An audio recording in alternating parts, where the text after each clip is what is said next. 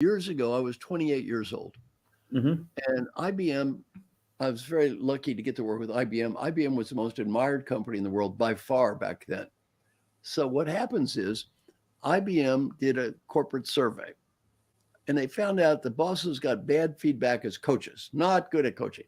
So they spent millions of dollars training them to be good coaches, millions.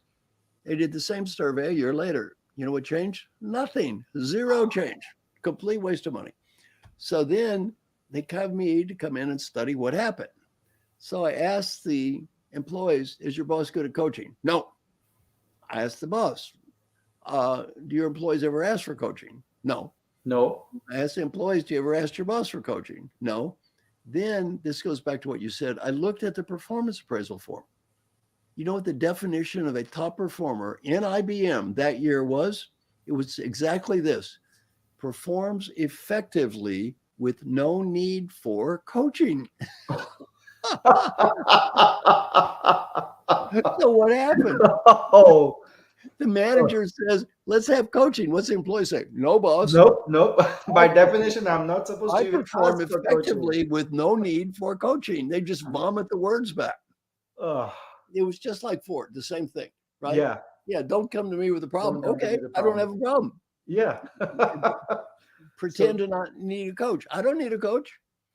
Well, I was 28 years old. This was the most admired company in the world. You know what I'm thinking? Well, I've got the best job in the world. If they're that good doing something that's stupid, it's gonna be pretty easy.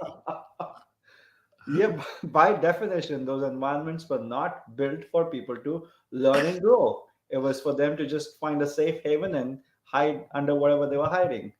Of course. Yeah, that's what they were getting paid for. Yeah. Oh my gosh.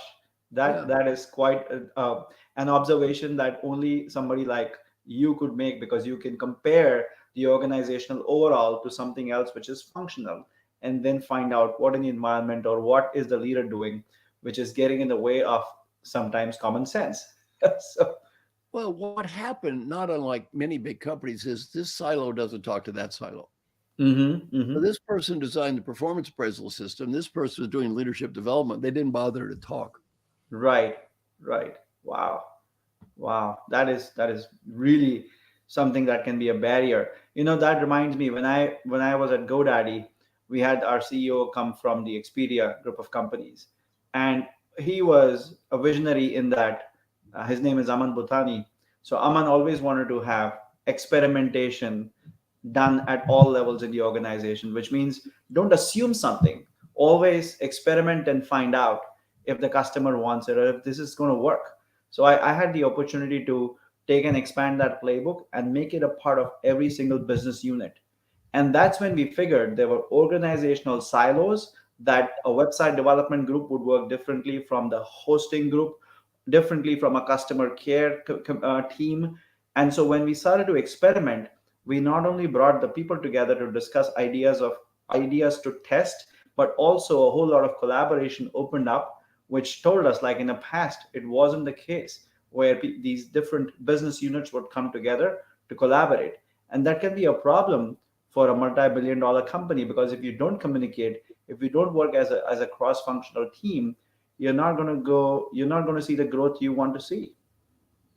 Well, that's why Alan had 16 people in every meeting, why they Hmm. represented every stakeholder and they represented every function. Hmm. So we want to make sure they're all in that room and hear the same thing at the same time. That's really good, and that's a hallmark of a good leader. They want to make sure their message is clear and everybody is receiving it the same way and is interpreting it the same way.